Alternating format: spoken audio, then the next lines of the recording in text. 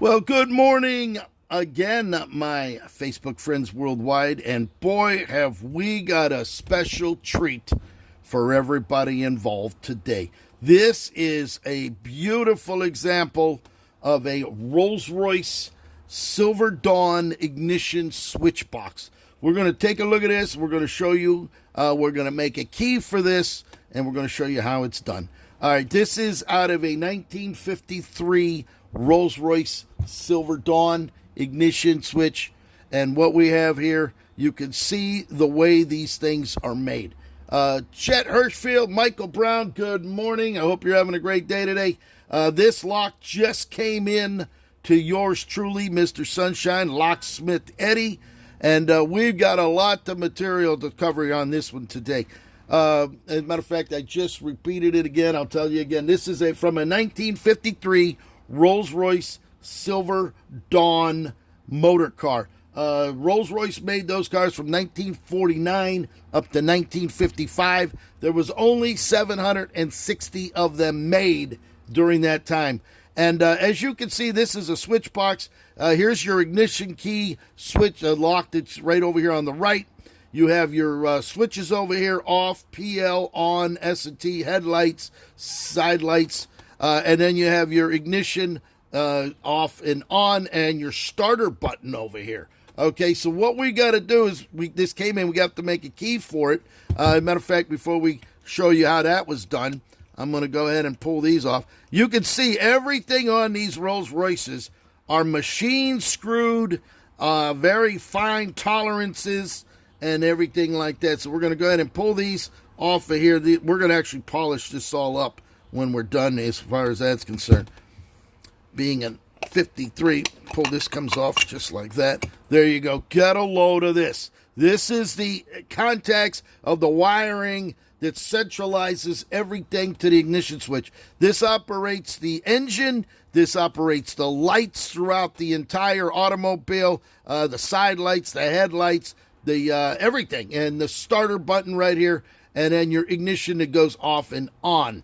So they were very meticulous in their machining of this in Crewe, England.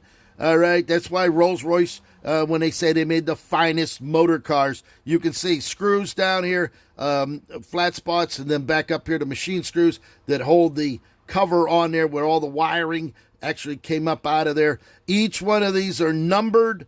You can see that all the way from number E2, 10T, 10, 5, and then that's where you'd be able to put the connectors back in to that brass, solid brass. Look at that, over what is that, 70 years old?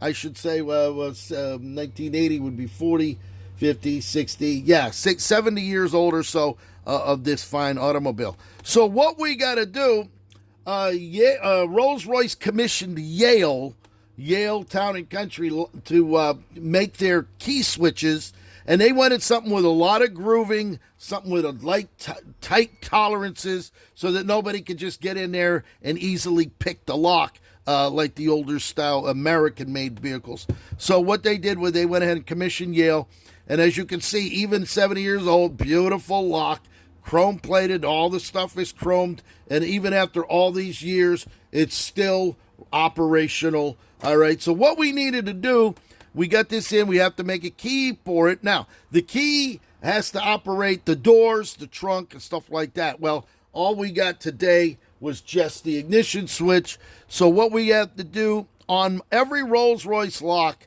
there's a number on it, okay? Whether it's a code written on a door lock or something like that, every lock somewhere has a number stamped to it. We're actually going to go ahead and put this back on. Well, we don't need that on there right now. So you can see these little connectors here, all the screws, machine screws all the way around. Now, on this particular lock, if you look closely, you're going to find a stamping number. All right, there's the stamping number. All right, and it's on this solid piece of steel here, heavy-duty insulated plastic here, and then everything, all the switches, all of the springs and everything on the inside to operate this lock. Well, this number here means nothing to the average person, but for a locksmith, that knows these locks inside out. I can actually dismantle this piece by piece down to the last one, clean it, polish it, put it all back together. This is actually the code for this automobile. Somewhere in an archive somewhere, a 1953 Rolls-Royce Silver Dawn in their books would have the serial number with this key code that would be matching, along with the leather. The leather that they used in that particular model was all serial numbered. So in the event that someone put a cigarette hole burned or something like that, they would actually be able to call Rolls at the back of the day, and then they would get another piece of Connolly leather to be able to match it perfectly to get it back up on the road and make it look original. But this right here is the key code, WDA 78. You can see it right there stamped inside. Now, if you don't have the codes like Mr. Sunshine Locksmith Eddy that specializes in these, you're not going to be able to figure it out. There's a couple of ways to make this. One is to use a blank. You could take a blank. I have the blanks for virtually all the Rolls-Royces classic anyway. This particular one used the 62JB. You can see all the grooving in it. You can see how it's made there, and that key fits right down inside there. Now, I don't know when the last time this had a key in it, but for all intents and purposes right now, it's in there. I don't even know how long it hasn't had an operating key to turn the inside. All right. So what we do, you can either impression this, that would be put a mirrored finish on this, cutting off about 1,000 or 2,000ths off of that, so you'd have a mirrored finish. Stick it in there, use a wrench, jiggle it around until you find out what the depth is, and you're going to file it down. But the problem is with Yales and these here, they use 6 different depths, and there's such tight tolerance. One extra file, it's going to be too deep, and the key's not going to work. You're going to burn the blank up. And these blanks are very expensive to buy these days because they're so rare. I actually keep a stock of all of the keyways, so if anybody needs a classic Rolls-Royce key or a Rolls-Royce, Lamborghini or Ferrari, we can do that as well. All right, so getting back to this, you can either do that, or you can go ahead and you can pull these 3 nuts off of here. You pull these 3 nuts off, and you're gently, and I'm talking gently, after you pull that off, you're going to get this plastic up out of this housing. Now, this housing was put together back in 1953, if not earlier. It could have been in 1950. And they had them on the shelf ready to go because they would actually have the ignition, the doors, the trunk, the glove box lock all in a set. So when they built that particular vehicle, they would bring all of those over, and so one key would fit everything. So we don't know. This might even be 80 years old. This may have been made in 1949 or 47. You don't know. And as a matter of fact, there was a couple extra holes here that they didn't use in the event that they were going to use something later on. All right, that they could have just added that in there, whether that would be for some extra lighting or something else throughout the vehicle. So once you add those 3 out, you can lift this out. You got to be extremely careful. There's an index mark there. This is extremely fragile. If you break it or snap it, it's very easy, very brittle to snap off. You actually got to get that out really, really careful, because if you break that thing in half, you're done. It's over. All right, but what we're going, and then once you have that out, you could go ahead and pull the ignition switch out. The lock would come out. There would be a number stamped on that as well. And believe me, that number, without even taking this apart, would actually match this here. It would be stamped somewhere on the lock itself, WDA 78. So when they built these, they put a stamp, and they would stamp it down with a hammer to give the code for that lock. So what we did, we went ahead and in the codes, you can see it right there. There's the WDA 078. It takes an ILCO 7262JB. We used the code max 770, and there's the key right there. So there's the key right there. You can see the cuts right there.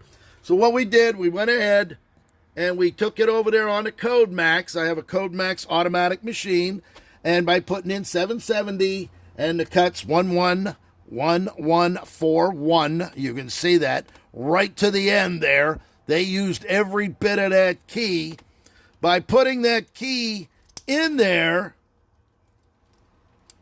there it is. You got it to turn. There's the key right there. All right, by putting it up this way.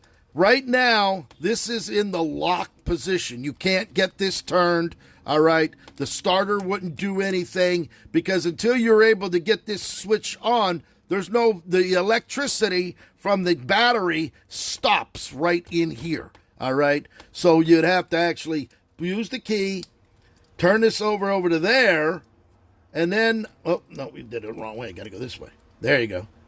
Now you can flip the switch. You see that? It goes from off to on to the lights and to the headlights. So there it is, Mr. Sunshine. Key right there, a 62 JB. Who knows how long the last time a key was in there, but right now there it is. So what we need to do, I didn't even lube this up at all. We just went ahead and made the key by the code. And unless your machine is off, we're going to let that WD-40 just soak right down into that lock. That might be the first time. That could very well be the first time in 70 years that this lock had any WD-40 or any kind of lubricant in there. I like to use WD-40. I don't like to use graphite. Graphite clogs it up with all of that. So look how nice and easy that key goes in there. Look at that. My God, look at that. Oh, yes. That baby is as smooth as can be. And there we go. We have it back in the lock position. There's the lock position right there. All right. You put your key in it. You turn it over to the right all the way. Pull the key back out.